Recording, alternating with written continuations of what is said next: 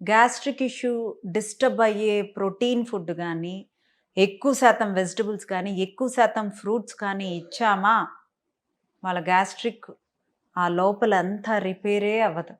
నీకు ముందు నీకు ఏ ప్రాబ్లమ్ ఉందో ఆ ప్రాబ్లమ్ మీద వర్క్ చేశాకే నువ్వు ఫ్యాట్ లాస్‌కెళ్ళు, ఏదైనా వెళ్ళు. నీకు ప్రాబ్లమ్ రిజాల్వ్ అయితే నీ బాడీ మొత్తం హెల్తీగా తయారవుతది.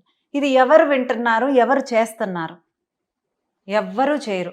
సన్నగా అవ్వటము, తగ్గిపోవటము, నాకు ఈ డ్రెస్ పట్టిందా, వీటి మీదే ఉన్నారు.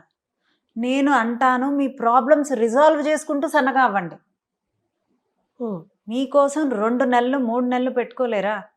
నెలలో 5 రోజులు కష్టపడితే 2 రోజులు హ్యాపీగా ఉండొచ్చు అనే కాన్సెప్ట్ అందరూ దిల్ బీ వెరీ హ్యాపీ. హ్మ్. నేను అదే ఫార్ములా 2 నెలలు మీరు బాగా కష్టపడితే జీవితాంతం ఒక మోడరేట్ డైట్‌తో, మెయింటెనెన్స్ డైట్‌తో ఒక బౌల్ ఆఫ్ రైస్ చక్కగా వైట్ రైసే తినొచ్చు. అంటే డయాబెటీస్ వాళ్ళు కొంచెం 4 డేస్ బ్రౌన్ రైస్ తిని, హ్మ్. ఒక 1, 2 డేస్ వైట్ రైస్ తినండి మీకిష్టమైన కర్రీస్‌తో. సాంబార్ రైసు చాలామంది వైట్ రైస్‌తో ఎంజాయ్ చేస్తారు. హ్మ్. సో, అట్‌లీస్ట్ అలా తినండి. అలా తినేటప్పుడు ఏం చేయొచ్చు ఇన్సులిన్ రేజ్ అవ్వకుండా అనేది నేను నేర్పిస్తాను అంటున్నా. మీకు 2 నెలలు ఒక పర్టిక్యులర్ డైట్ చేయడానికి కష్టమేంటి?